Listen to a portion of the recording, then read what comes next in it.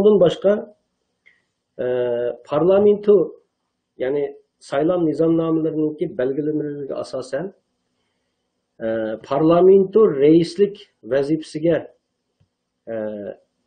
namzatligini qo'ygan asli 7 qarindishimiz bor. Bu 7 qarindishimizdan bularning ismi tövendikicha. Amerikadan İlyar Şemseddin Efendi, Japonya'dan Mahira Gopur hanımefendi, Norveç'den Zohra Eysa hanımefendi ve Şveysar'dan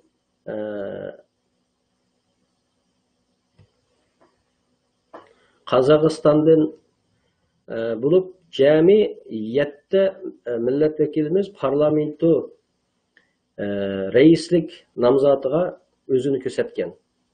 Bunun içinden Norvegiya milletvekili Zohra Eysa'nın tünügün saylamdan burun özü ihtiyarlığı bilen bu namzatlıktan çekilgenlik üçün ve Şveysariya milletvekili Nur Ahmet'ninki xeli burulla bu namzatlıktan çekilgenlik üçün tünügün biz 5 namzat bilen parlamento reislik tayyorlik saylamını ötküzdük.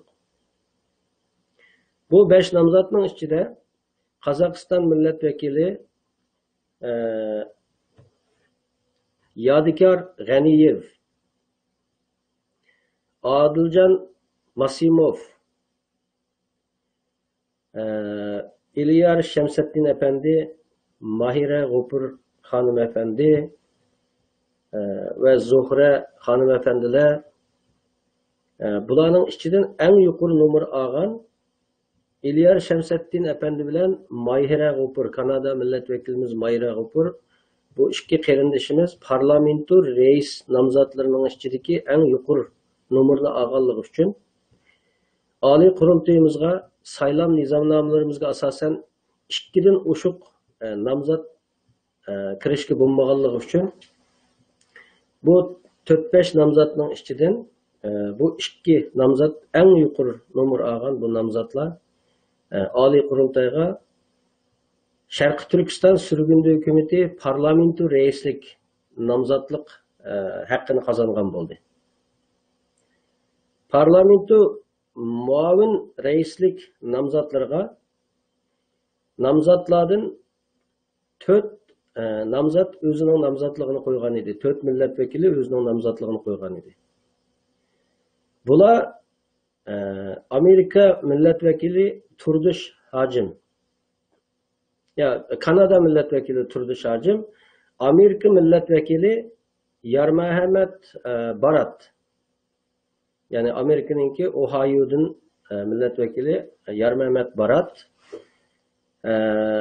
Kazakistan'dan Baxtiyar Iminov ve Amerika'dan men Ümit Uygur. Bu 4 milletvekili parlamento muavin reisliğine namzatligini qo'ygan. Kanada milletvekilimiz Turdish Hacı Efendi'ninki saylamdan burunla birinci qitimliq fikir talash sahnimizda o'zininki namzatligidan chekinganligini e'lon qilgan edi. Şunun bilan 3 milletvekilining namzati qolgan parlamentoning muavin reislik vazifasiga. Tünügün 10. ayının 27. günü biz parlamento muavin reislik vazifelerine 3 namzat bilen tayyorlik saylamı kırdık.